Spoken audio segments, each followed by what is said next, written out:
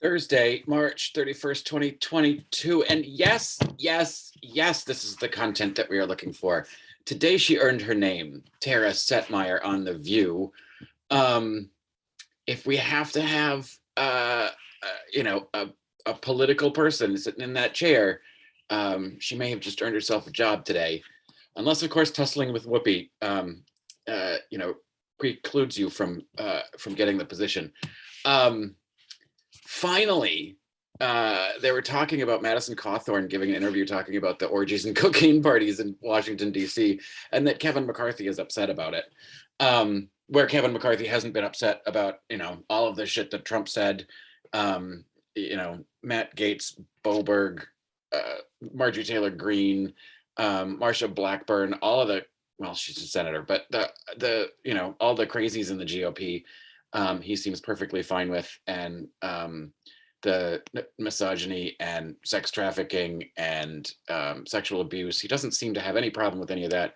But the minute you mention orgies and cocaine, he's upset, which no one discussed. That maybe he's a little upset because that one actually affects him in some way, because perhaps maybe he's involved in those activities that Madison Cawthorn wasn't supposed to be talking about out loud. But I don't know. It's a possibility. But Tara Setmeyer, that's the kind of political discussion I want to have. Something that's actually thoughtful, insightful, has a little bit of insider knowledge, and isn't towing a party line with stupid talking points and Fox News sound bites.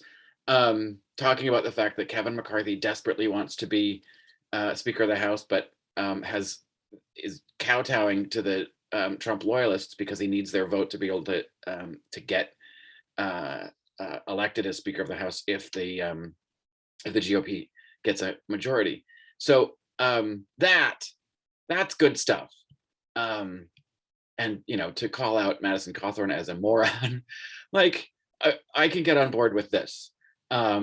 Keep all the talking points and all the bullshit arguments and disingenuousness off the table. Let's have these discussions that actually have some ramifications and provide some sort of insight about how poorly Madison Cawthorn is doing, even in his own district. Excuse me. But I think with 8 contenders in a primary, you're less likely to primary someone out of their seat, unless he's that unpopular and there is a front runner to unseat him. Usually the votes get spread out too much when there's that many candidates running, and you don't end up with the best one. You just end up with the easiest option. Kind of like what happened with the New York mayor's race and why we ended up with that dingbat running the city. So that was fantastic. And then they go into the whole Will Smith thing again.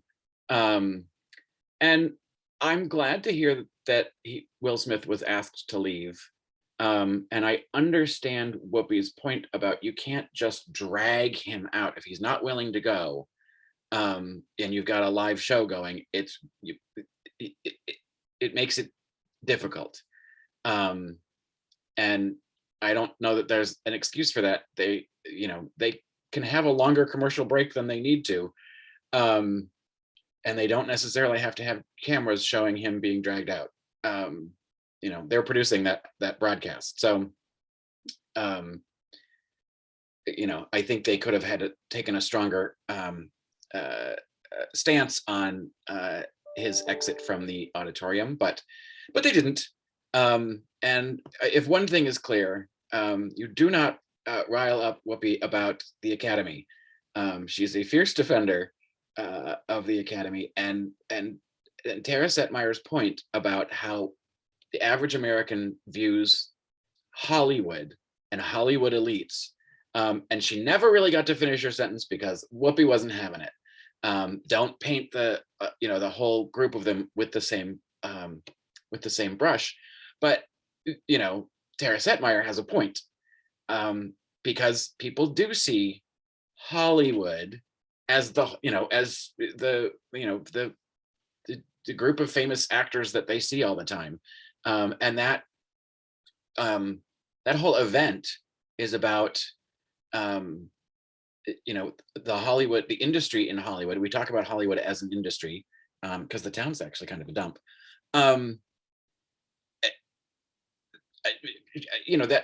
That event is about the industry celebrating itself, right? And these are a lot of people that have been very successful, that have made a lot of money, and are seen as hypocritical by a lot of average Americans. And I think Tara Setmeyer was probably about to make a really good point about the optics of it all, and Whoopi wouldn't have it. But it was interesting to see her get that riled up, and Tara not really back down.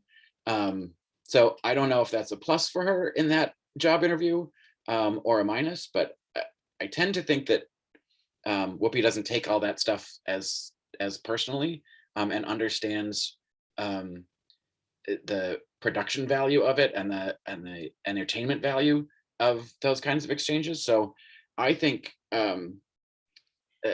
if they're insisting on making that a political chair and insisting on it being a right winger, I think The View found a formidable